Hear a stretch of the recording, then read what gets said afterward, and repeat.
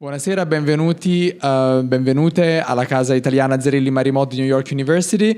Io sono Eugenio Refini, sono il chair del Dipartimento di Italian Studies. Stasera faccio le veci del mio collega, il professor Stefano Albertini, il direttore della Casa Italiana, che per un impegno a Rutgers University non ce l'ha fatta ad essere con noi.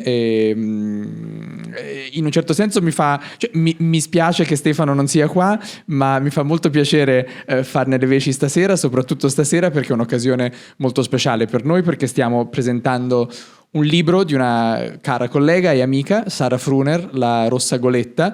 Ecco, esatto. E vorrei dire solamente due parole introduttive. Prima di tutto mi fa piacere parlare in italiano su questo palco, perché di solito parliamo in inglese per ovvi motivi e stasera parliamo di poesia italiana, e quindi il modo migliore per farlo è usare la lingua italiana. E mi fa molto piacere parlare di poesia perché fra tutte le cose che facciamo, tutte le cose di cui ci occupiamo come studiosi, lettori, amanti della cultura italiana, la poesia resta sempre un po' in secondo piano, no? Del resto è forse anche il genere meno letto fra i generi letterari più frequentati, e quindi a maggior ragione felice di essere qua, felice di parlare di poesia e felice di parlare di poesia con Sara Fruner, anzi più che di parlare, di ascoltare quello che Sara Fruner avrà da dirci, in conversazione con un'altra collega, amica della Casa Italiana. Siamo molto felici di averla con noi, Tiziana Rinaldi Castro, che è ben più titolata di me a parlare di poesia, per cui io la farò molto breve qui e poi mi godrò la serata. Vorrei solo dire un paio di cose su questa raccolta, se posso, così l'ingenuità del lettore estemporaneo. La Rossa Goletta ci porta nel mare della poesia, letteralmente.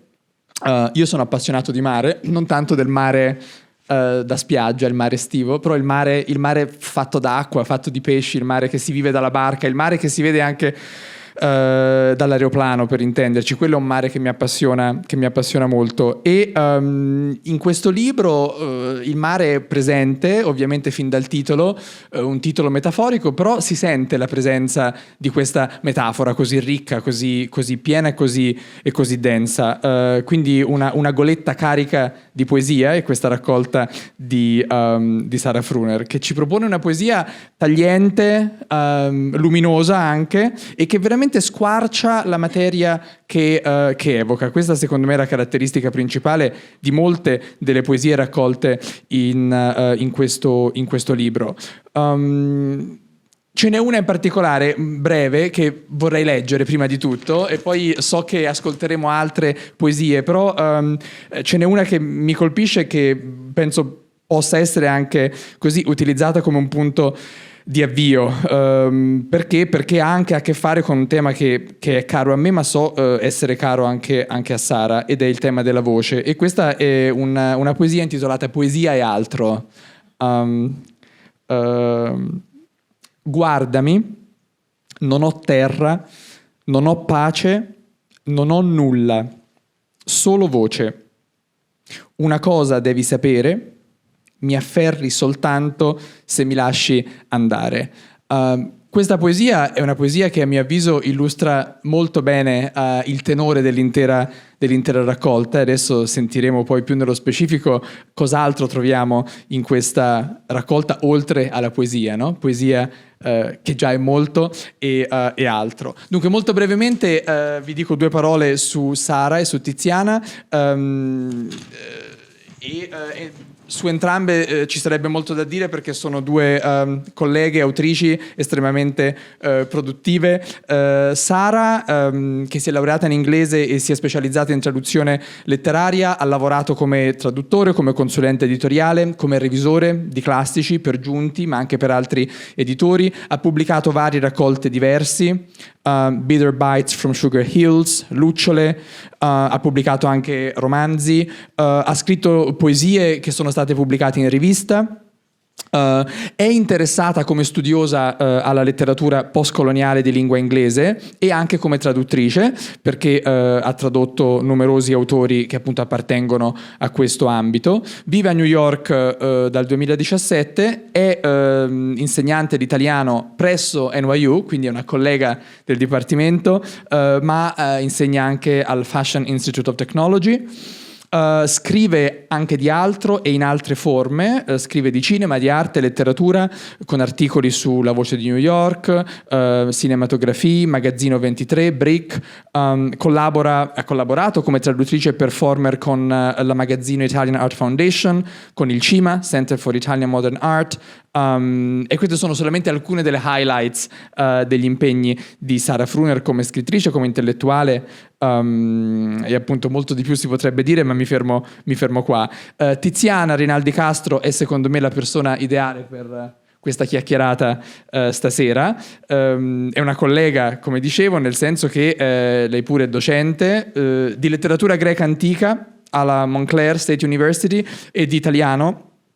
È direttrice creativa di programmi letterari. Cito in particolar modo il Centro Culturale e Artistico Bacas, Borghi Antichi Cultura, Arti e Scienze, che è un centro di cultura, arti e scienze fondato a Brooklyn, ma con una sede distaccata, diciamo così, nel Parco Nazionale del Cilento, Vallo di Diano e Alburni nel sud Italia, e nella valle del Hudson nello stato di New York. Quindi è uno di questi bellissimi ponti culturali che legano la realtà newyorkese e il circondario, diciamo, intorno alla città e l'Italia. In effetti vive fra Brooklyn e l'Italia, ma anche con un pizzico di Colorado, e è un'autrice molto prolifica, romanzi come Della Rosa, Due cose amare e una dolce, Il lungo ritorno, ma anche autrice di testi poetici, menziono un volume di poesie, Dai morti, e è molto presente anche con racconti brevi, antologie, sia in Italia che negli Stati Uniti. È anche autrice in inglese di un romanzo. Questo è molto interessante perché siamo tutti qui interessati alla questione del come si usano le lingue a cavallo fra culture diverse, soprattutto per chi, come molti di noi, vive su due mondi linguistici diversi, e la sfida di scrivere in una lingua che non è la propria lingua madre, come sappiamo bene, è una sfida molto complessa e anche molto ambiziosa. Ricordo anche una sua pubblicazione del 2020 perché ha a che fare con New York, La guida alla New York ribelle, uscita appunto nel 2020 per Voland, che ci dà un ulteriore così assaggio del carattere poliedrico della scrittura di Tiziana. Quindi io adesso lascerei veramente la parola a Sara e a Tiziana e le inviterei sul palco per questa chiacchierata sulla Rossa Goletta. E grazie a tutti e a tutte per essere qua.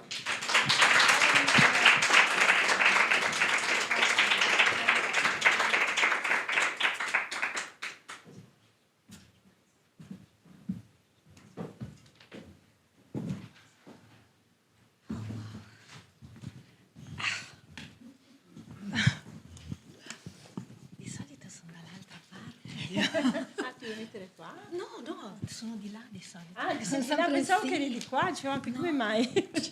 Bene. Ciao a tutti. Buonasera. Allora,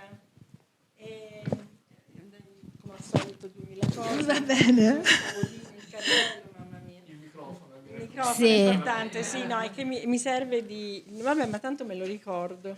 I romanzi di Sara.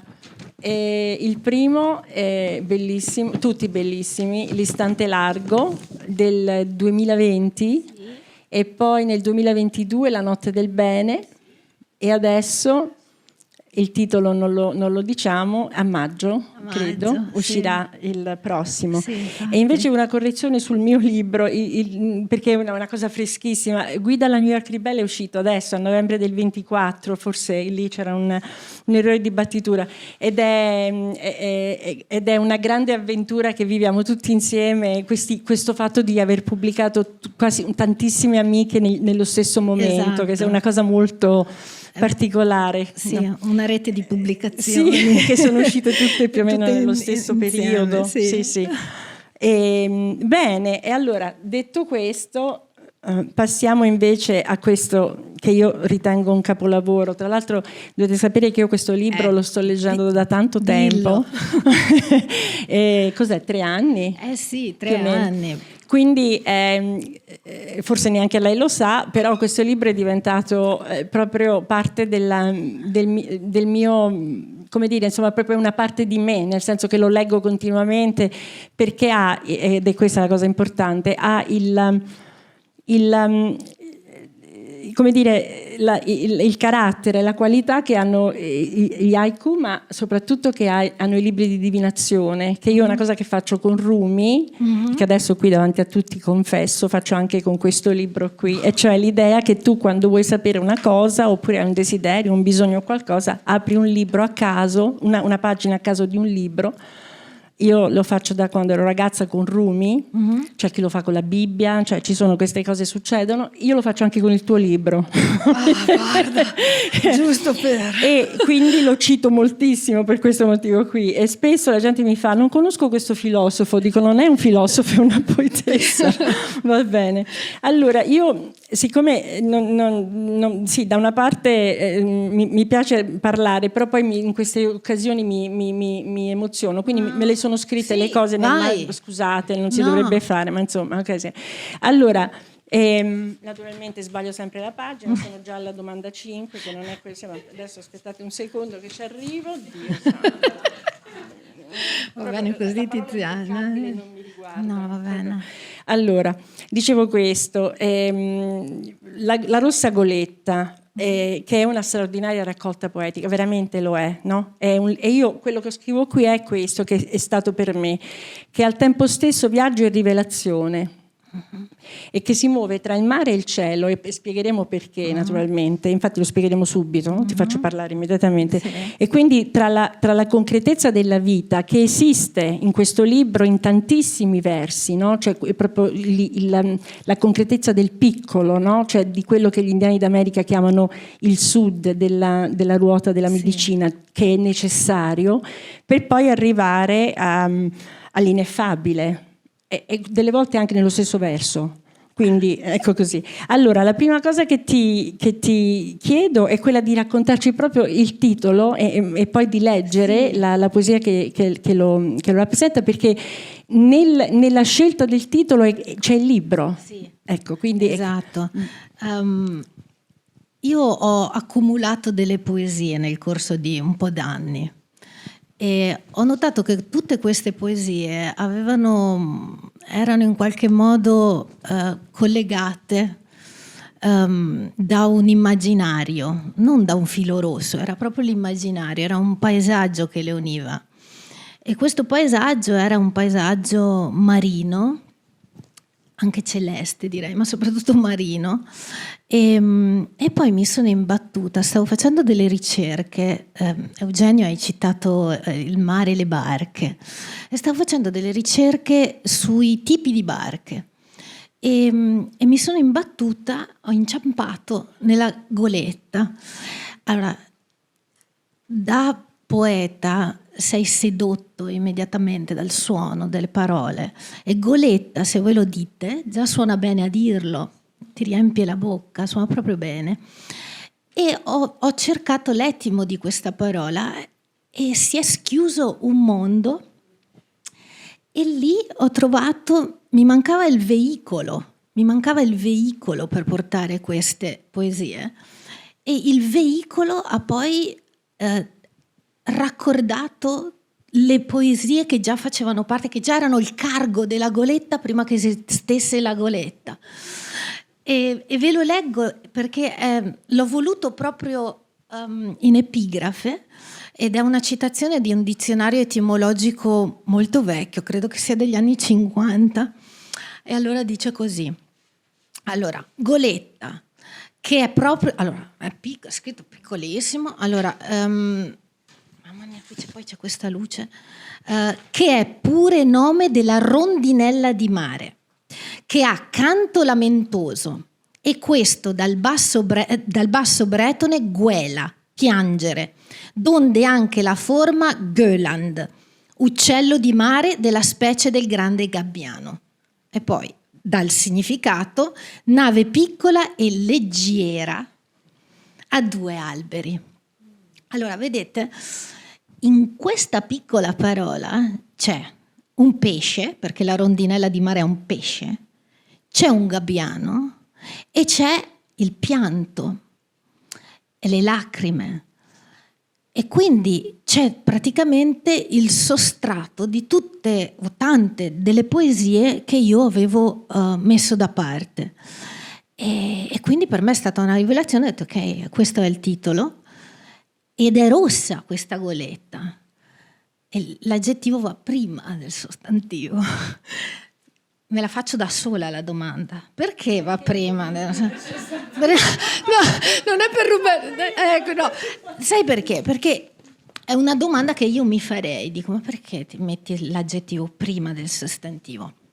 Perché la poesia è sempre un po' così. Cioè, la poesia dirompe. Perché tu diresti la goletta rossa, no?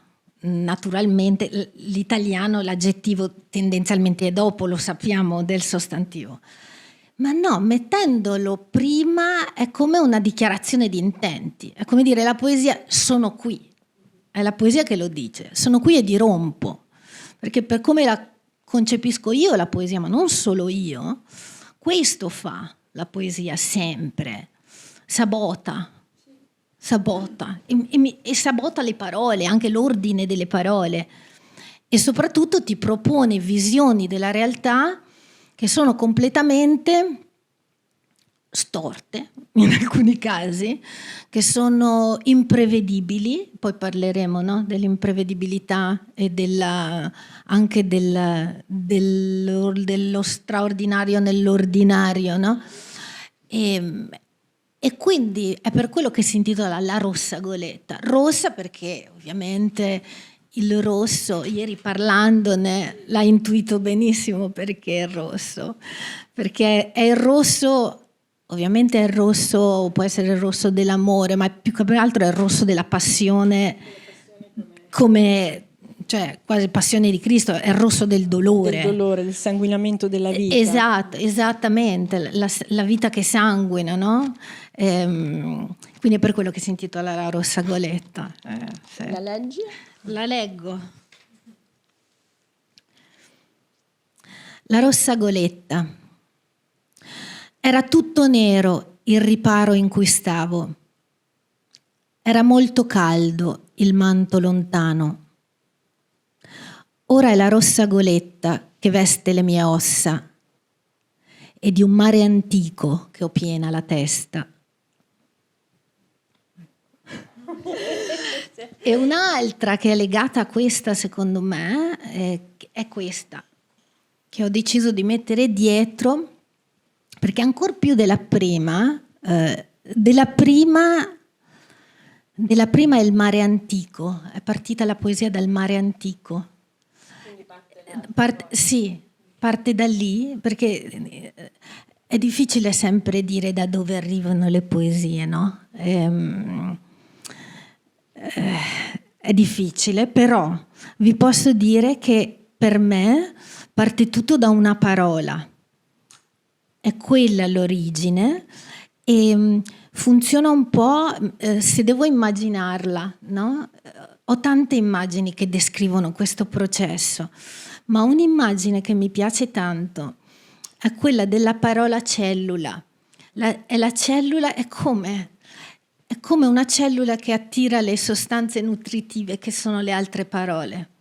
E mi piace l'idea della cellula, perché la cellula spiega anche come funziona un po' poi il testo poetico, perché un testo poetico è formato, per come la vedo io, da elementi discreti che però collaborano collettivamente, e se tu ne togli uno, crolla. Cioè, se voi togliete un trattino da una poesia di Emily Dickinson, la poesia cade e voi vi fate male, e noi ci facciamo male. Quindi è come togliere, se tu togli un mitocondrio dalla cellula non funziona più. Questo Quindi, però quando le poesie sono perfette, se si può parlare di poesia perfetta, no, compiute proprio, nel senso di complete, perché una, lo dicevamo, lo dicevo oggi io sempre con il abbiamo scoperto Sì, dei sincronismi veramente junghiani.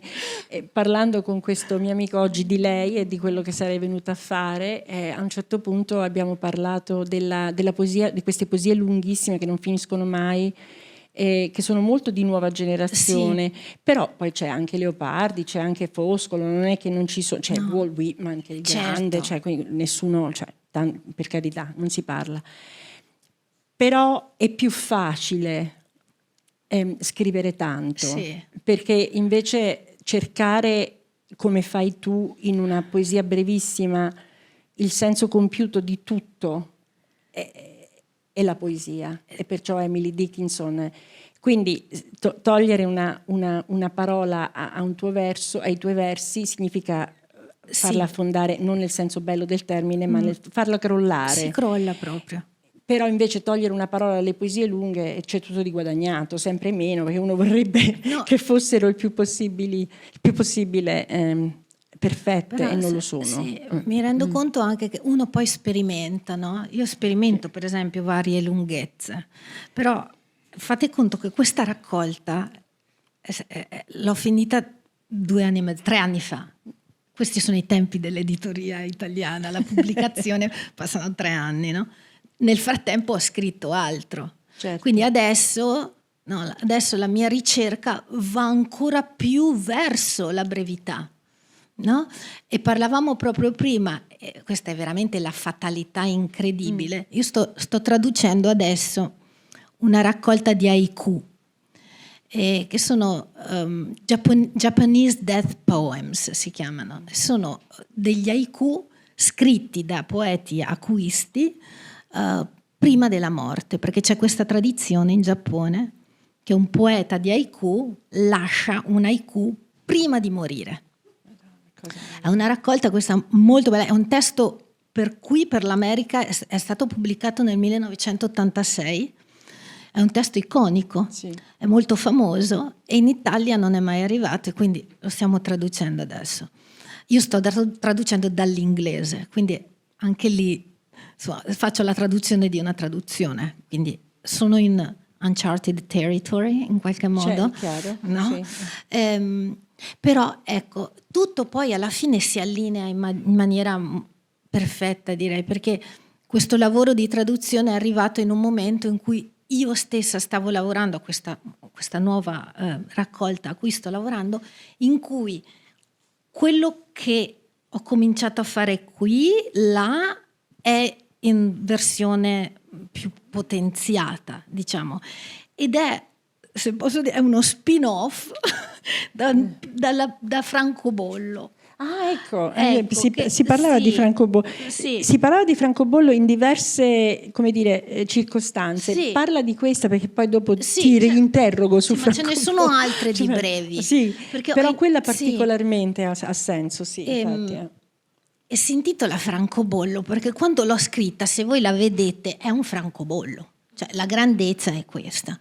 Questa cosa della grandezza del francobollo tornerà appunto in futuro di Sara Brunner sicuramente. Francobollo. Sotto uno stagno di mota e morte, di alghe e gelo, incuba la terra il giorno, 1000 leghe di cielo. Non devo aggiungere niente. Però allora, per non tornarci dopo, invece prendiamo da qua. Io su questa cosa del tuo francobollo ho scritto, io rileggo quello che ho scritto. Nonostante la tua poesia attraversi momenti di disillusione e a volte anche di catastrofe, questa cosa della catastrofe che è molto chiaramente alberga nel mare già di suo, no? Perché il naufragio è sempre prossimo. C'è sempre una scintilla di speranza, no? Questa che è la parte e dove la gabbianella, diciamo, si alza in cielo da questa barca. Un'attenzione verso la meraviglia anche nelle piccole cose, no?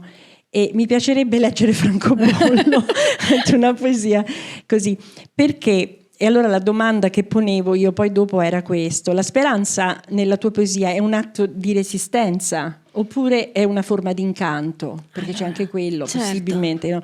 E quindi è anche forse la domanda, un'altra domanda da questa è se è una cosa che si sceglie oppure se accade, cioè se tu scegli la speranza come un atto proprio di volontà, oppure se nell'incanto delle cose accade che ti sciogli.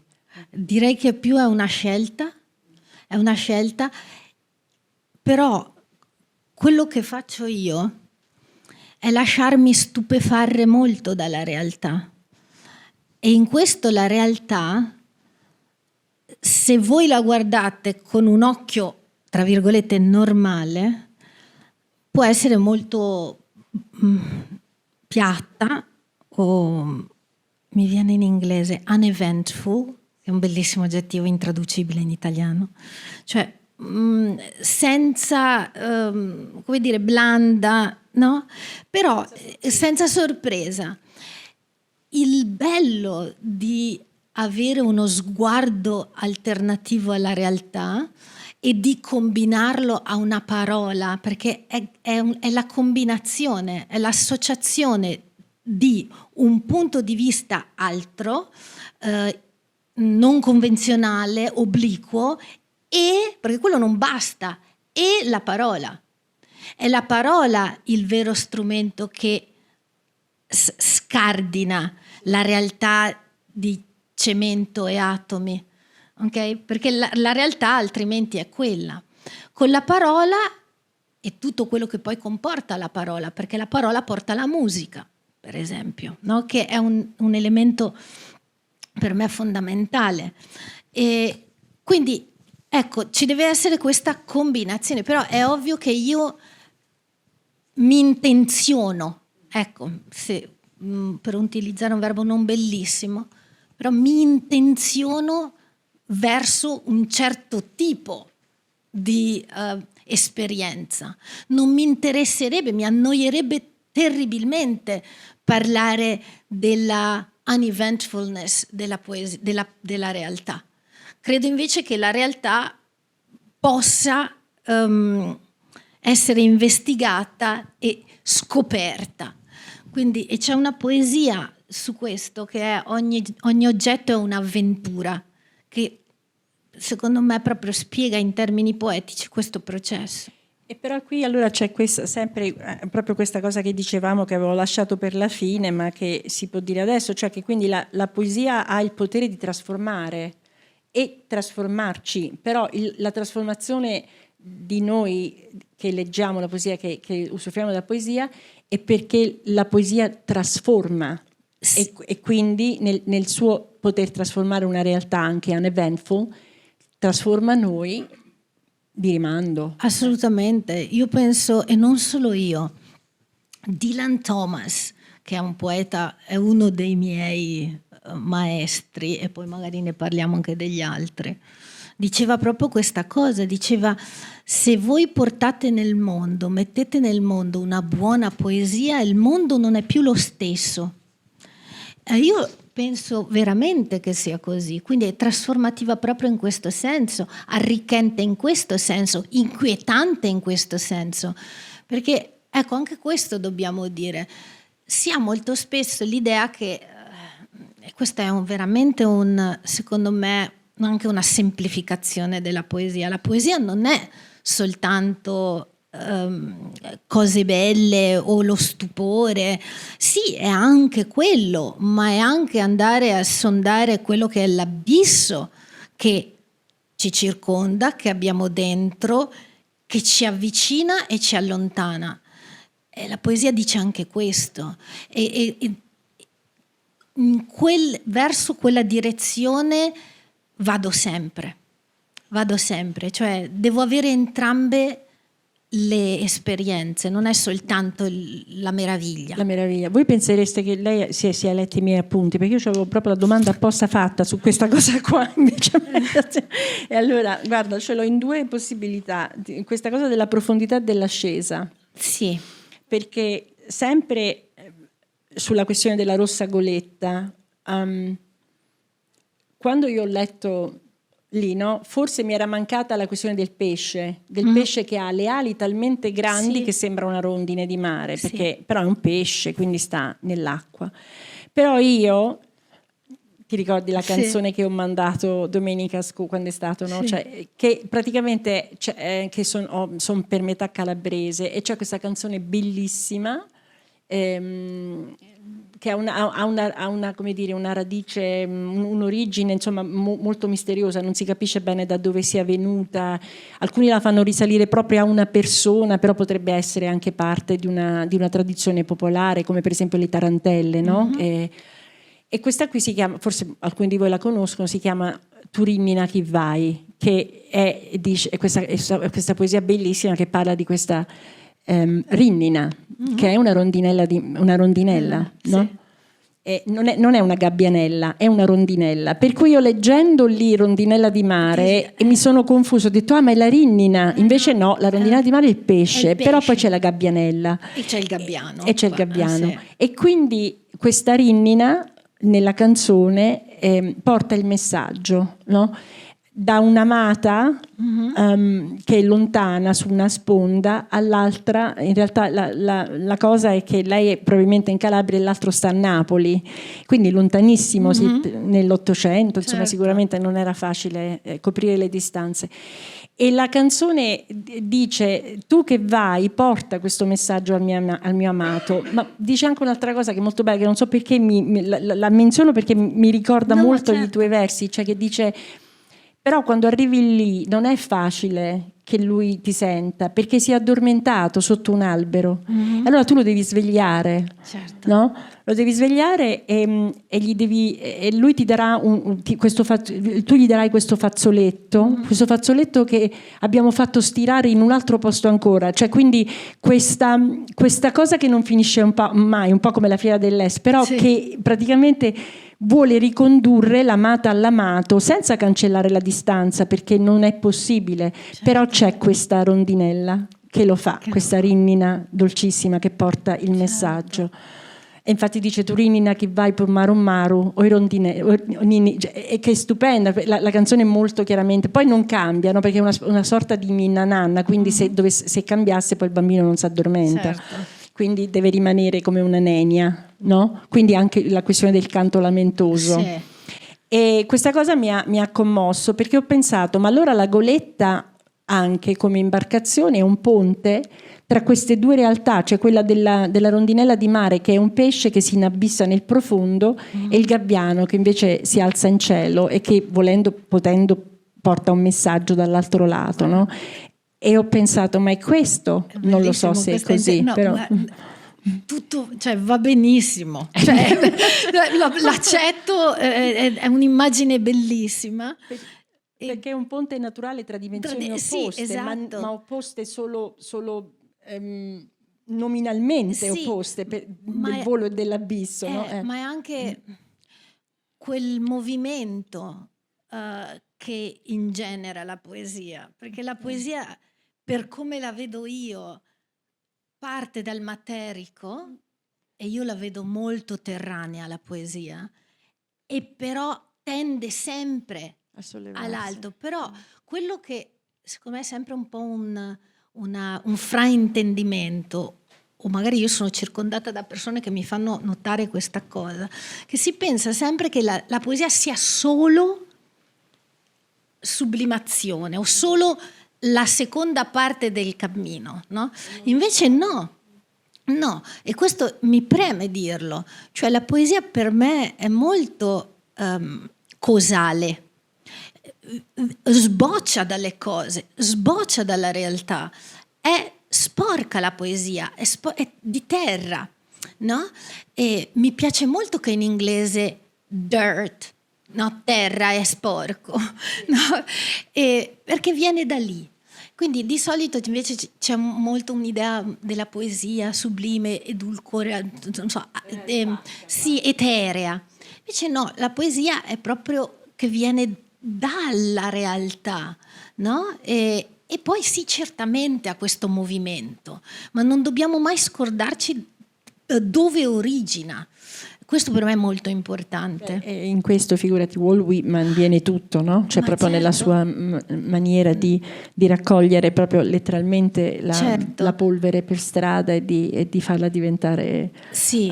Però sempre raccolta per strada. strada, Cioè, perché il discorso non è tanto... Cioè uno può chiaramente tendere all'alto, però devi essere partito dal basso per poter arrivare in alto. Quindi sì, quindi- questa cosa qua. E infatti io qui scrivo e Sì. cioè che queste due realtà opposte tra l'inabissamento e il volo, che è la duplice natura che mi sembra la chiave della tua raccolta, cioè questo fatto di continuamente di andare nel profondo, sì. e nel profondo ci sono anche le cose piccole che quasi non si vedono, Sì. e poi arrivare in alto. E lì le cose le vedi e non le vedi perché sono tutte un avviso, è più epifanico l'abisso in un certo senso che non l'alzarsi in volo, perché lì tu è una promessa, è una speranza, è una...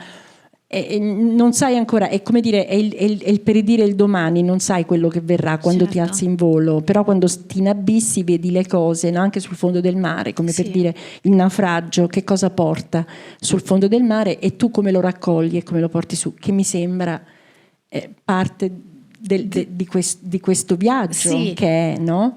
Un viaggio che si può intraprendere da qualsiasi punto, nel senso che non c'è, come tutti i libri di poesia hanno questo grande potere di raccontarsi in ogni momento, cioè si può partire per tornare oppure per andare avanti. Allora leggo la Zagara. Ecco, per esempio. questo. Vai. Per esempio. Perché ha proprio a che fare con questo, no? La Zagara. Accostai il naso a una pagina e fu la Zagara. Poi il libro, ahimè, andò perduto. Lo cercai con zelo, sgomento, promisi premi, laute mance. Sopra un tavolo, da qualche parte, da allora, trionfa una coppa di arance. Sì. E un'altra diciamo di queste che vengono dalle piccole cose. Dalle piccole cose, sì. Vediamo un po'. Quindi che ogni cosa può essere anche un pentimento, può essere un regret, come si dice regret in italiano? Che non mi viene la parola. Un rimpianto, non mi veniva. Un rimpianto, anche un rifiuto, una rinuncia. Sì, allora possiamo fare magari dispensa, se ti piace. Sì. Sì. Io se faccio un esame vengo promossa sul libro di Sara. Allora, dispensa. Separo la scintilla dalla lama di un coltello. Sfilo il verde chiaro dalla maca di un bacello. Produco clorofilla che ripongo qui in dispensa, una mossa previdente per i giorni senza linfa. Ho scritto questa poesia durante il Covid. Sì, questa qui è un'altra, che è La crepa nel piatto. Questa la leggiamo, dai. Sì. Queste sono le poesie da Covid.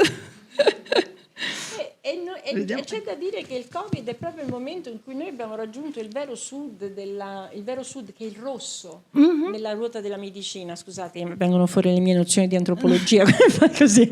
Però cioè che il rosso, che è il topo, no? Ed è il sud. Perché nel Covid noi abbiamo visto le cose piccole, siamo stati chiusi in casa, abbiamo guardato i nostri muri, ci siamo resi conto delle crepe che c'erano nei muri, siamo scappati a Home Depot per nascondere le crepe sui muri con le mascherine, ma lo abbiamo fatto perché in quel momento noi siamo stati costretti a guardare le cose piccole, che è un grande dono, perché spesso non sono. Infatti nella ruota della medicina il sud è il topo, perché il topo è piccolo e tutto il suo mondo è un mondo di piccole distanze, non ha, come si dice nel proverbio africano la savana nel tempo appartiene al leopardo. No, ma hai capito? Perché no, il topo. Quindi, però questa dilatazione, no, tra ciò che è grande, che è estremo, che è lontano, che viene percepito perché uno è potente abbastanza da farlo, come un leopardo, nel topo è anche quello epifanico, perché c'è la sorpresa che nelle piccole cose non c'è solo la crepa, ma c'è anche il nascondiglio che ci sta che dietro. dopo dietro tu trovi, puoi trovare il tesoro, Ne quello che leggiamo sia. un'altra dopo. Però qui Sì. una grande maestra che eccelle in quest'arte dell'intravedere l'universo in un granello di sabbia, Wisława Szymborska. Certo. E lei è tra le mie poete preferite e l'ho scoperta fortunatamente da abbastanza giovane, quindi l'ho frequentata. Premio Sì, Nobel. beh, bellissimo, frequentata. Sì, capito. E lei è straordinaria perché oltre a fare questo, a trovare quindi a rimpicciolire il suo sguardo, però a far contenere tutto l'universo in un granello di sabbia o in una cipolla, quello che fa è un uso insistito e magistrale dell'ironia. E quindi e un po' questo lo fa anche Patrizia Cavalli, no? E tu leggi le loro poesie e sei in bilico tra la reverenza, perché capisci la grandezza che ti stanno facendo vedere, però allo stesso tempo soffochi un sorriso, perché ti fanno vedere quella parte anche buffa e un po' comica e un po' ridicola dell'esistere. Questo fanno anche i poeti.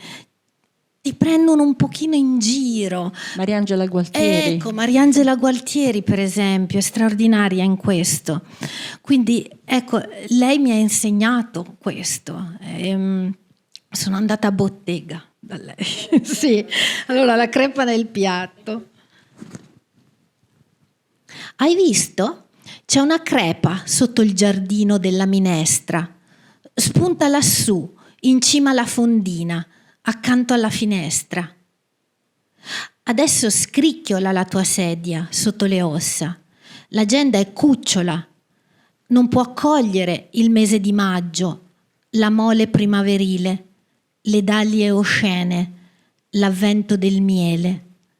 Ma guarda bene, sotto il tuo naso il piatto tiene. Covid. Covid. Il Covid è una grande possibilità. Nel Covid del 600, dove c'era Newton, che non si chiamava Covid, ma era, insomma, non so cos'era, la peste, Sì. quando fu rimandato a casa, poiché si annoiava, sviluppò il calculus. C'è chi mette c'è chi fa il pane e c'è chi sviluppa il calculus, che non so come si dice in italiano, però è così, lo fece. Ascolta, leggiamo ogni oggetto un'avventura, se no me lo scordo. Sì. No, non te lo scordare. Non te lo lascio scordare. No, perché quella ci tengo. Vediamo un po' come funziona. Allora, dopo aspettate se lo trovo. Mamma mia, ragazzi. Allora, eccolo qui.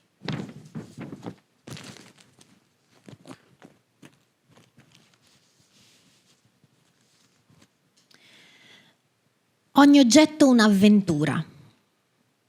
Sì, quel biglietto con il gomito piegato, la carta leggera che regge una notizia, una busta della spesa. Sì, quel manganello non usato e ben riposto, gli arti mai sfiorati, il suo animo tranquillo. Sì, quell'astuccio coi colori pastello che leccavi tutti, specie il giallo, per il canarino che volevi liberare, ma anche tenere, e per le api operaie alle quali auguravi lo sciallo delle stuoie, e certo il verde per portarti la natura dritta nelle parole. Sì, ogni oggetto, presunto o reale, è un'avventura. E ci vuole un applauso, no. Ah, grazie. Che si vuol dire? dire. No, vabbè. Io mi ero segnata anche caffè e campanelle al di là del Sì, muro. Non brava. so se... Sì, prendo allora, vediamo dove sono le... Allora, caffè campanello, eccola, che è breve.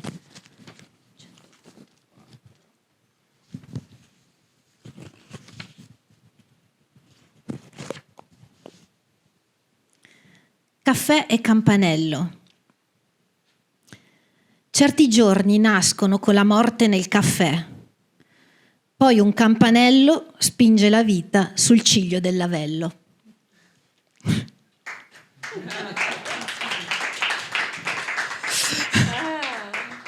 No, ma perché io ho capito questa cosa, che a volte succede davvero questa cosa della morte, no? Che a volte ti ritrovi con la morte in mano o col sole in bocca. E per scrivere ho capito che devi resuscitare un po' la morte e schermare un po' il sole. E che non si scrive una poesia, io non credo nella scrittura delle poesie di pancia, no? Serve sempre una tua operazione su quello che senti, no? Wordsworth, quindi qui ripesco un altro maestro ottocentesco che diceva emotions collected in tranquility. Quindi la poesia, e anche questo è un falso mito secondo me, no? Dell'emozione, no? C'è sempre una sorta di distaccamento, e quando dico della morte che la devi resuscitare un po', perché non puoi dire la morte, non puoi dire il sole così nudi, ti devi distanziare.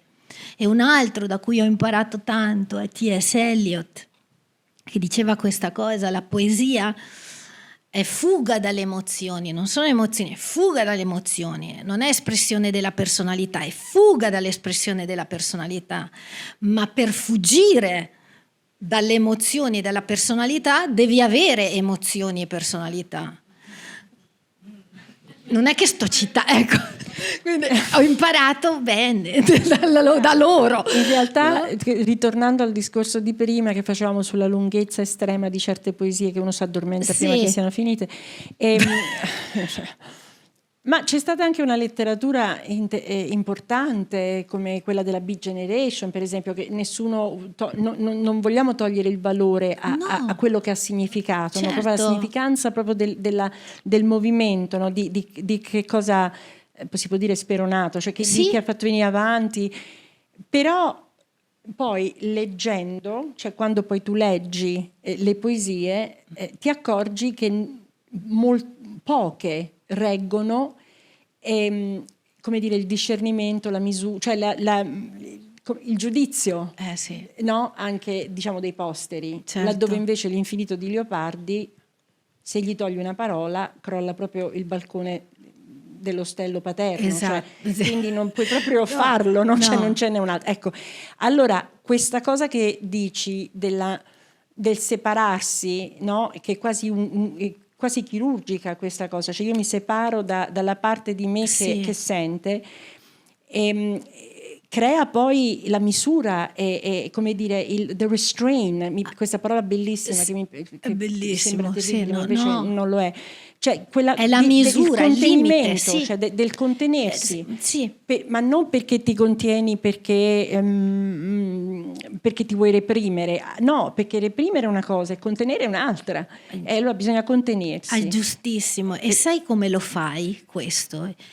Un mezzo straordinario di contenimento poetico, cioè uno strumento che ha il poeta, è la metafora, ed è anche uno straordinario dispositivo che allontana la metafora. Tu ti pensi, allora la metafora, io sono, come dire, metafora tutta la vita, perché è quel congegno che ti permette di distanziarti, no? dal tuo sentire, quindi mette quella distanza, ma allo stesso tempo unisce. No, perché io unisco due fenomeni completamente diversi. Due termini di paragone, no? Questa è la grandezza della metafora. E io, se mi chiedete tra metafora e similitudine, per esempio, io scelgo sempre la metafora. Se tu guardi non c'è una similitudine. No. E anche quando scrivo i romanzi ho sempre la tendenza a non usare mai la similitudine. Ma sapete perché? Perché se voi mettete un come, no? Se voi mettete un come, depotenzia tutto. A meno che non sei Omero. No, certo.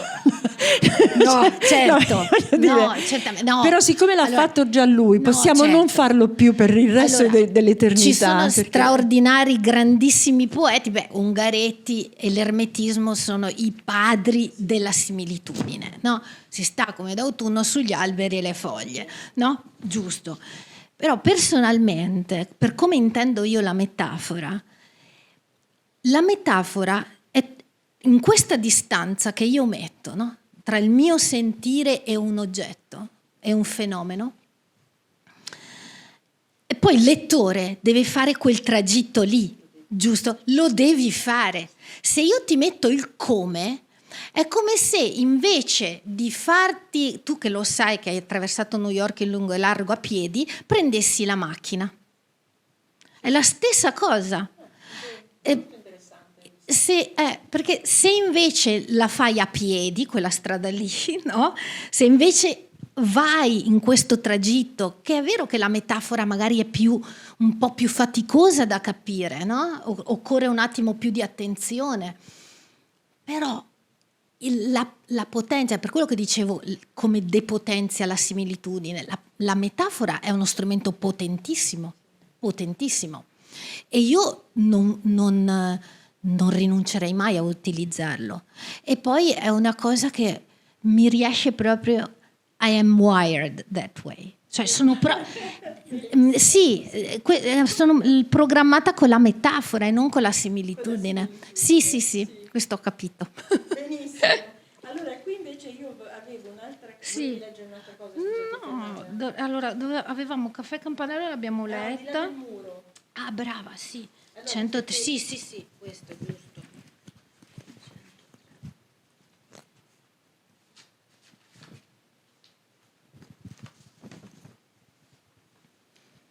Sì, che questa ribalta, questo è un ribaltamento.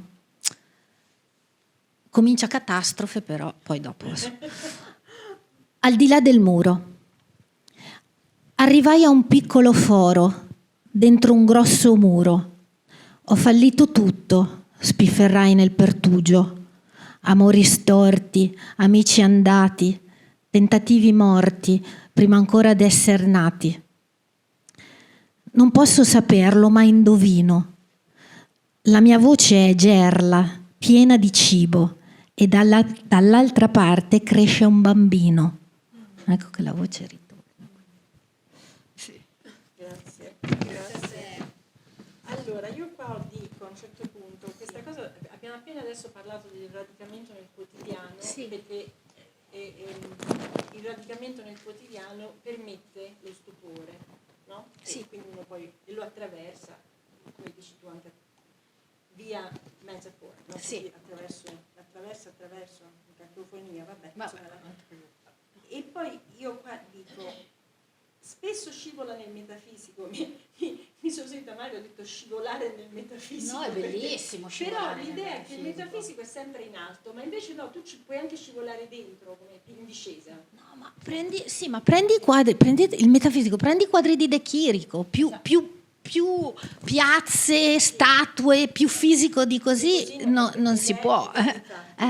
E quindi questo metafisico, questo impalpabile, questo non riuscire ad afferrare fino in fondo, no? Che permette, in questo caso, non tanto lo stupore, la sorpresa, ma la ricerca. Tu devi cercare a questo punto, no? Perché non sai come definire quello che ti sta intorno. E questa è una dimensione più filosofica della tua scrittura. E forse per quello che quando io ogni tanto ti cito, uno fa, non conosco questo filosofo. Allora, volevo, in questo senso, la domanda è se tu ti senti più vicino alla poesia che racconta o alla poesia che interroga. No, perché entrambe, tutte e due, anche se lì chiaramente è come se il metafisico si spoglia per farsi guardare anche, no? E le poesie a cui avevo pensato erano il chiodo o passaggio orale, però Sì. voglio dire, se tu ne hai altre. No, sono perfette. Sicuramente non sono per la poesia che racconta, perché quello lo lascio fare ad altre forme letterarie e anche all'elenco del telefono. E al menù. Ecco. Il menù al ristorante. Quindi, no, sicuramente è una poesia che interroga, è una poesia anche che inquieta. Per esempio, le poesie metafisiche che hai citato mi inquietano sempre, ma l'inquietudine fa parte integrante di come intendo io la poesia, ma non solo come la intendo io, e non solo la poesia stessa, anche l'arte, no? Abbiamo citato De Chirico, per esempio, e il metafisico ovviamente lo associamo a lui, no? Quindi sì, leggiamo...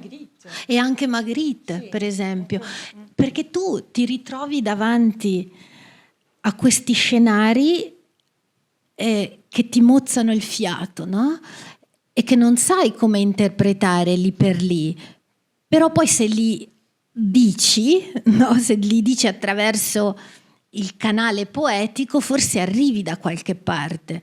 Ecco, io spero sempre che la poesia porti da qualche parte, ti porti in un posto non solo che non hai mai visto o in cui non sei mai stato, ma che non hai neanche mai concepito esistesse. Non l'hai immaginato? No, ancora. esatto. Sì. Questo lo fa, per esempio, fa tantissimo il cinema. No, per esempio, Lynch fa questo. Buonanima. No, ecco. No? E Lynch è potentemente metafisico. No? Quindi per me, ecco, un'altra cosa che perseguo è proprio questo, è l'idea che la poesia ti getti in regioni non solo ignote, ma proprio nemmeno immaginabili. E però Lynch non lo trovo tanto poetico quanto invece, per esempio, per questa cosa qua, Louis Buñuel. Ah, certo. Perché lì tu hai esattamente questa cosa di cui stai dicendo, cioè un metafisico che già ti rivela a priori la poesia. Non la vedi subito, però se tu ti abbandoni, non è anche abbandonarsi, ma se tu ascolti, perché alla fine e anche fai una sorta di come dire, ci vai intorno a questo metafisico, perché una delle cose del metafisico è che uno dice va bene, sono di fronte in ginocchio, no, uno può andare a vedere pure quello che c'è dietro, per esempio. E Buñuel lo fa continuamente. E anche Bergman. Però Bergman è più narratore, è meno simbolico, è meno metaforico. Buñuel è il primo che ti viene in mente così, è proprio. Allora, leggiamo, abbiamo detto il chiodo e... Passaggio orale. Bravo, allora il chiodo.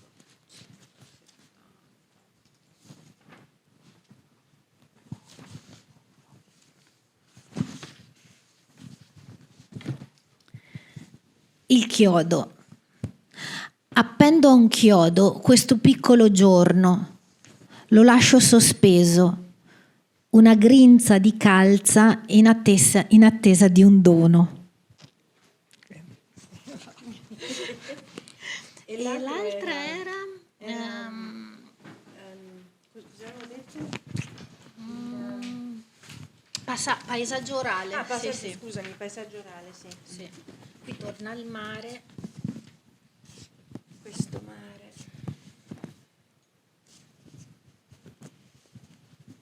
Allora, quasi allora, c'è paesaggio marino e paesaggio orale. Facciamo paesaggio orale e poi anche marino, sono brevissime. Io li leggerei entrambi. Sì, dai. Allora, paesaggio orale.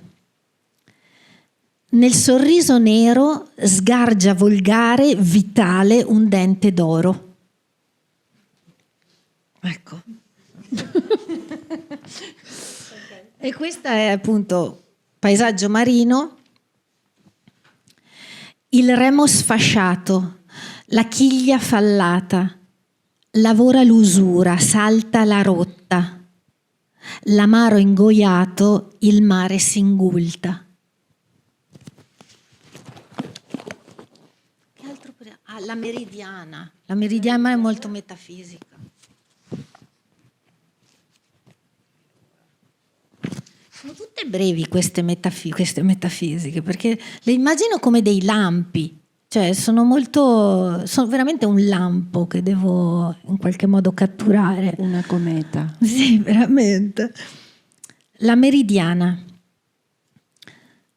La carne piantata a terra, l'ombra stagliata sul muro e ancora non decifriamo l'ora che siamo. Allora, io qui ho intanto La speranza che non hai letto, però quello veniva prima, quando si parlava della vita che si rinnovava, cioè quindi del piccolo. Sì, giusto, anche abbiamo le coccinella, per esempio. E poi e basta, c'ho questa. E poi ho, diciamo un'ultima domanda, insomma un'ultima osservazione con domanda. Leggiamo la coccinella. Leggiamo la coccinella. Sì. Mi sono resa conto poi che pullula di animali, sì, di questa raccolta. Non solo animali marini, tanti animali marini, no? Tipo c'è il delfino, sì. La fenomenologia dell'ostrica. L'ostrica, sì, da questo ecco, questa è delle piccole cose anche dell'ostrica. L'ostrica è stata una delle più grandi sorprese che io ho avuto scrivendo la guida alla New York Ribelle. Voi lo sapevate che New York è stata la capitale delle ostriche per insomma, davvero? Un tempo infinito. Poi dopo allora la leggiamo. Vediamo se ci sono strade lastricate di ostriche verso Pearl Street e Wall Street, giù, no? Verso la zona, sì. Aspetta che in omaggio a Tiziana e alla guida alla New York Ribelle leggiamo la fenomenologia dell'ostrica. In realtà la fenomenologia dell'ostrica parla anche dell'amore in qualche modo. No? Ecco. Non l'abbiamo neanche preso in considerazione l'amore sì, qui, va bene, ma insomma... Se un corpo estraneo, tipo un granello, un parassita, l'attacca nel profondo, fa per conquistarla, l'ostrica si difende, se cerne madreperla. Dopo anni, quell'assalto, quel sopruso diventa altro. Semina piccoli baci intorno a un collo, ne scocca uno grosso in bocca a una spilla. Dunque è quello il lustro che scorgo quando accosto l'epica d'amore e di cordoglio della mia carne e la sfoglio brandello dopo brandello.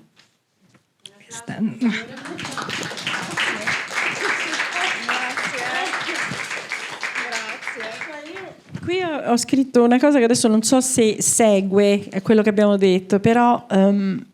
per me abbiamo parlato, cioè un po' adesso come dire, ripeto un po' questa questione, abbiamo parlato della tua poesia come una tensione continua tra immersione e volo e quindi tra il peso della materia e la leggerezza del vuoto, no? O il contrario, il vuoto della materia e la pesantezza e la leggerezza della materia, sì. Tutte e due le cose sono possibili. Allora, c'è questo dialogo costante tra il mare e il cielo, no?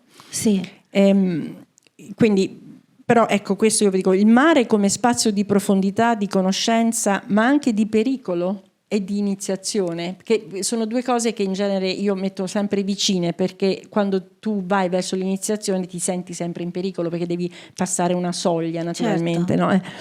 Quindi il cielo e il cielo in questo senso è più bonario perché è uno spazio di libertà, di apertura, di possibilità rispetto diciamo all'abisso dove uno pensa vado ad iniziarmi, perché l'iniziazione sempre significa la morte di qualcosa, quindi il buio, il sotterrarsi, certo, per poi riemergere altro, no? E quindi c'è sempre questa oscillazione tra l'affondare e il sollevarsi, questa che abbiamo già detto, no? E io, leggendo il tuo libro, ho scritto questa frase perché dico, cercavo, sì, un po' veramente io così in maniera prosaica di dire quello che sentivo, no? Che il mare ti permette di immergerti, di scavare nella realtà fino a trovarne l'essenza, ma è il cielo dopo, no? Che ti concede di trasfigurare quell'esperienza e di farla diventare altro. Certo. Cioè devi passare comunque attraverso la morte per poi imparare a volare, no? E allora... per me la domanda è questa, cioè la tua scrittura nasce più dall'urgenza di esplorare il profondo o dal desiderio di elevarsi, cioè quindi che è più un'iniziazione oppure una forma di libertà anche? Allora, È più andare nel profondo sicuramente, è più, e c'è un verbo, uno dei miei verbi preferiti, perché ovviamente poi ci sono le parole preferite, i verbi preferiti. Sprofondare è uno di questi, perché lo puoi utilizzare in molti, lo puoi colorare, sprofondare, no? Cioè nasce come un po', ha una accezione in italiano un po' negativa, però è bello colorarlo in maniera positiva, sprofondare, sprofondo nella gioia, vedi il contrasto. Per me la poesia è questo, è proprio andare giù, più che andare su. Poi però ho capito che si crea questo fenomeno fisico, quasi come una reazione fisica, per cui tu più vai giù, più poi vai su, no? E quindi anche le poesie catastrofiche che scrivo, poi alla fine, no, c'è sempre quasi un afflato che porta su. Oppure ci sono poesie catastrofiche poi seguite da altre poesie un po' meno catastrofiche, no? Come la speranza. Come la speranza, esatto. Però sono sempre attratta dalla profondità del mare, per esempio. Perché il mare? Poi io peraltro vengo dai monti, no? Trentina. No, ma è esattamente perché vengo dai monti. Perché tu sempre persegui ciò che non hai. Io il mare non l'ho mai avuto, il mare filtrerà sempre nelle mie pagine e lo cercherò sempre e mancherà sempre qualcosa. Gli scrittori scrivono perché a loro manca qualcosa. Sì. Quindi anche per questo il mare è per me un elemento che continua a circondarmi. E poi perché trovo che il mare sia molto... sia permeato da una stratificazione di possibilità, ecco, che la terra non mi dà. Il mare unisce il mare, raccorda, no? Certo. E il mare nasconde e il mare rivela allo stesso tempo. Il mare è l'abisso, no? Ma il mare è anche uno spettacolo, perché se pensiamo alle meravigliosi, non so, le meravigliose spiagge, quando il mare è cristallino, il mare pullula di creature meravigliose, di creature spaventevoli. Sì. Il mare adesso, in modo particolare, il mare è una bara. Il mare è una bara adesso. Cosa abbiamo fatto a questo mare? Il mare è libertà. Prima l'hai citato tu, libertà. Perché io penso sempre, vedete, la differenza tra il mare e la terra. La terra la conquistate, la terra la colonizzate, piantate una bandiera su un terreno. Sul mare non lo puoi fare. È come se si liberasse, si scrolla il mare dalle spalle, la bandiera che provi a piantargli addosso. Quindi mi piace molto anche quest'idea che vedo il mare come un ribelle, ecco, e che è assolutamente refrattario a qualsiasi tipo di conquista. E invece noi uomini la conquista la agiamo, la portiamo ovunque in questa terra. Quindi anche per quello che mi piace il mare, come emblema di grandissima libertà. Ecco. È anche una via. È anche una via, assolutamente, è una via. E poi è inconquistabile, come ho detto, ma è anche il mare. Sul mare, pensateci, non ci costruite sul mare, non ci costruisci sul mare, ok? Quindi qualsiasi tentativo di etichettatura oppure di appropriazione, anche da parte dell'uomo, non è possibile. Oppure nel tempo viene ripresa, come succede con New Orleans, con Venezia, no? Brava, esatto. Sì. Dopo paghi. Se fai questo paghi con il mare, sì. No? È per quello che lo navigo sempre il mare nei miei scritti. Sarebbe davvero come per me mettermi un bavaglio se non potessi usare il mare, perché è un grandissimo emblema, ma non solo per me. Pensate a Montale, l'immaginario marino è Montale. Per Montale il mare era l'emblema della verità anche pura, però era quello a cui il poeta ambiva con la consapevolezza di non poter raggiungere mai, perché Montale lo diceva questa cosa: il mare non è per la razza umana, Infatti sì. perché non lo cammini il mare, e noi siamo bipedi, dobbiamo camminare, ok? A meno che non ci trasformiamo. Esatto. E infatti qua io ho questa che sarebbe l'ultima domanda, che Sì. sembra un po' retorica, però no, è interessante che io prima avevo scritto la poesia può ancora cambiare, poi l'ho cancellato e ho scritto trasformare, poi tu hai detto no, secondo me è più cambiare, Sì. che l'avevo scritto io prima però. Vedi, sempre la prima per la questione dello funziona. scardinamento, Sì. perché se la poesia, come dire prima, è perfetta, cioè se la poesia ti colpisce come un dardo o ti scardina, no? Se ti colpisce come un dardo ti stende a terra, che va bene uguale, un po' ti tramortisce.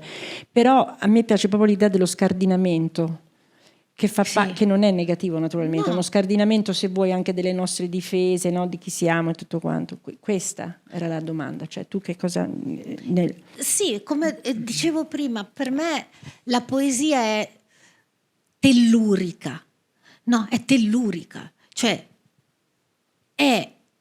tu hai una realtà piatta e la poesia la fa vibrare, e questo ovviamente impatta su te che leggi, cioè, un terremoto impatta su di noi, giusto? Anche la poesia è un piccolo terremoto, e se voi leggete tutti i grandi poeti avete sempre questa... Sentite sempre dentro di voi una scossa o qualcosa che è cambiato. È per quello che mi piace l'idea del cambiamento, perché sono sempre diversa dopo che ho finito di leggere delle poesie. Anche in minima parte, hai capito? È irreversibile, sì. E io qua per questo ho la via nascosta e farfalle. Sì. Allora, vediamo un po' se li trovo. Allora, la via nascosta.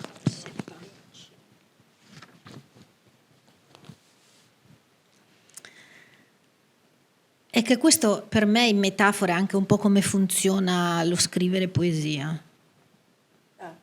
Sì. La via nascosta. Dello zucchero il dente avvelenato, della vela certa voglia di fodero. Dal bagliore naturale effuso dalle cose riparo la vista, apro alla penombra della via nascosta. E poi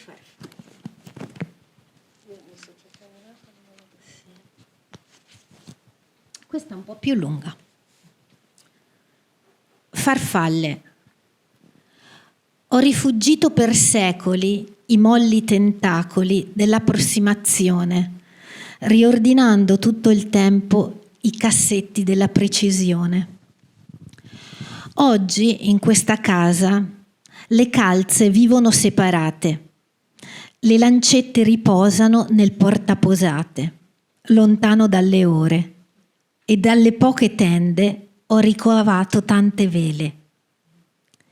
Quando mi chiedono che ti è successo, spuntando folle sulle cartelle del loro giudizio, io apro la bocca ed escono farfalle.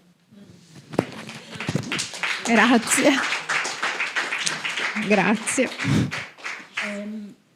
Direi che è perfetto così. Sì. Io volevo, magari non è questo il momento, non so se è un'aggiunta, ma volevo che tu leggessi l'opinione di Eva. Sì, per piacere. Sì, perché ecco, un'altra cosa che, avendo imparato la lezione da Wisława Szymborska che usava l'ironia, allora è molto bello e molto interessante per un poeta usare l'ironia per, non so, andare a scuotere quella che è la parola canonica, la parola biblica anche, no? E quindi magari sì, fare un po' di caos intorno a quelli che sono i miti con cui cresciamo, no? E quindi sì, allora aspetta un attimo che la troviamo. Quale delle due? Perché una è l'opinione di Eva. Quella lì. Quella lì, di Eva. vediamo un po' dove ce l'ho. Ce l'ho qui, ce la vuoi leggere dal mio telefono? Aspetta, no, non ce l'ho allora, ma non la troverò mai. Non troverai mai l'opinione di Eva? Grazie Teresa. Sei grande. Io alle pagine non sono arrivata a ricordarmi la memoria, non ci sono arrivata, però Eccolo qui. mi sto allenando. Perché uno è il quesito di Eva e l'altro è l'opinione di Eva. Allora, Puoi leggerle entrambe? sì, sono Io brevi. vorrei che finissi Sì, l'opinione di Eva, sì. perché secondo me... Il quesito di Eva.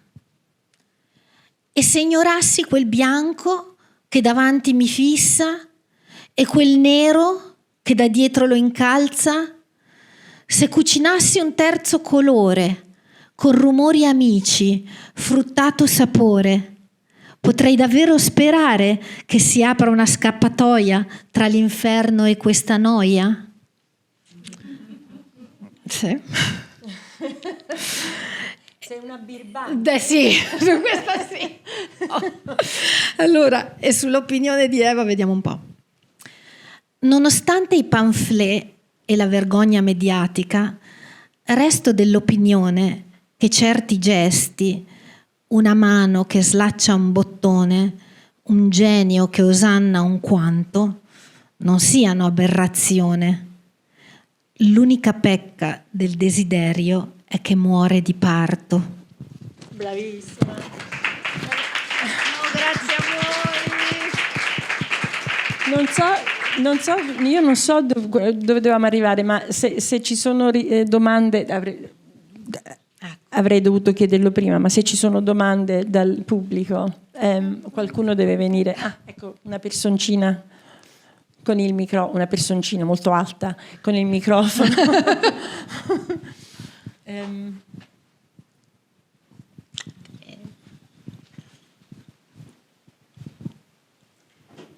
Grazie infinite a tutte e due, è una gioia. Ci sono dei momenti in cui usi il tu e ti rivolgi molto apertamente anche con degli imperativi. Raccontacelo un po', perché per me è sempre il momento in cui mi sveglio ancora di più. Esatto. Guarda bene. Allora, sì, è giustissima questa domanda, perché allora, ovviamente il tu si usa in senso generale per rivolgersi a un altro. In realtà io uso il tu, e questo ci sarà nel nuovo romanzo. Io uso il tu per in qualche modo distanziare me stessa da me stessa. Quindi è anche un tu rivolto a Sarah Fruner, poeta, all'io poeta. Quindi sono entrambe le vie.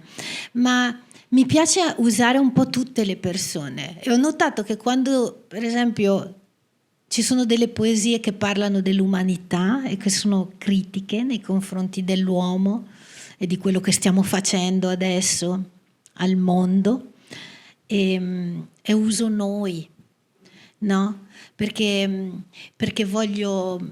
in questo voglio che siamo tutti responsabili e ho bisogno di questo noi per l'accountability, proprio per la responsabilità. Però il tu è anche un po' per, come hai detto tu, è un po' per svegliare il lettore, no? Io penso sempre che è un dialogo quello tra il poeta e il lettore. È in una forma diversa rispetto a quello di un romanziere e il lettore. La diversità, secondo me, sta ancora una volta nella distanza, cioè per come lo immagino io, il poeta lascia una poesia e poi se ne va e arriva il lettore e prende la poesia. Emily Dickinson diceva questa cosa, diceva il poeta accende un lume e se ne va, no? Ma perché? Ma non per evitare il lettore, ma perché credo che sia un momento, quello della lettura delle poesie, in cui il lettore è sì con lo scrittore, con il poeta, ma molto con se stesso, no? Deve fare il suo percorso. Ecco, così penso. Io non so se ho risposto, Teresa.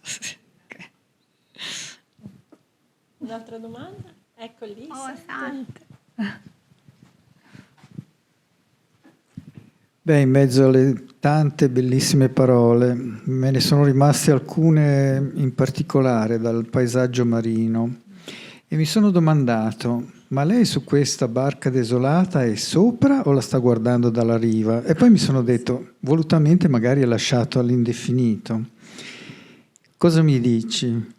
Ma io ho un'immagine molto terra-terra di questa goletta, cioè è proprio per me è come questo bastimento, è un bastimento che è nel mare e va.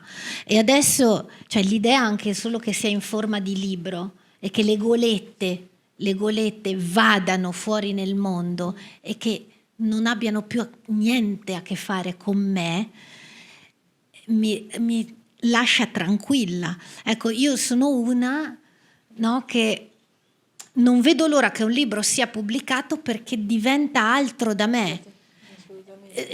È staccato e faccia il suo percorso, faccia il suo viaggio. Quindi ho un'idea di queste piccole golette nel mare del mondo. Questa è la mia immagine, ma un'immagine molto, come dire, fisica, no? Cinematografica anche, direi.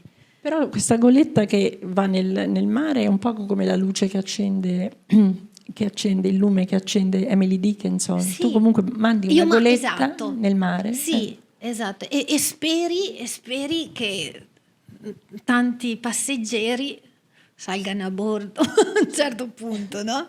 E salvandosi anche. Sì, che accettino di fare questo viaggio. Si parla sempre appunto di quanto poco si legga la poesia, no? Possiamo passare delle ore a dibattere su il perché la poesia è così poco letta, poco pubblicizzata, poco diffusa. In realtà i lettori che mi fanno arrivare i loro commenti, per esempio, sono molto generosi e sono disposti a intraprendere il viaggio. Oggi, perché la poesia è difficile? Perché si legge meno poesia?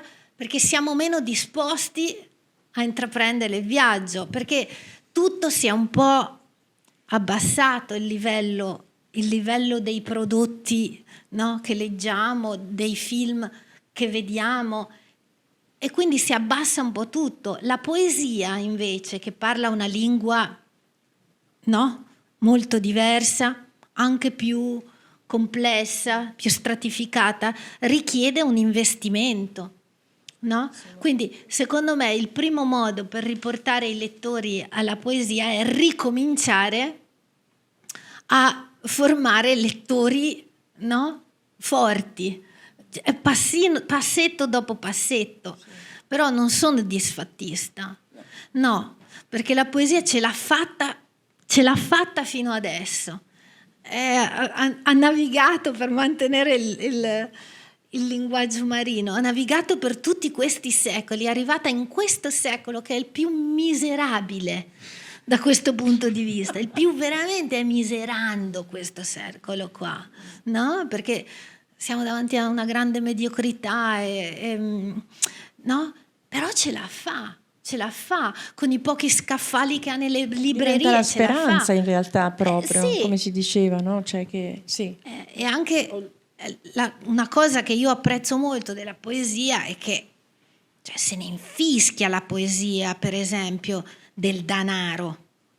Ed è per quello che per me scrivere poesia, prima parlavamo della politica, scrivere poesia è un atto politico, anche soltanto per il fatto che se ne infischia del mercenario.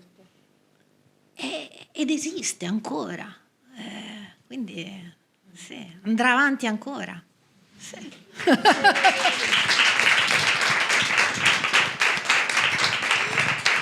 Grazie.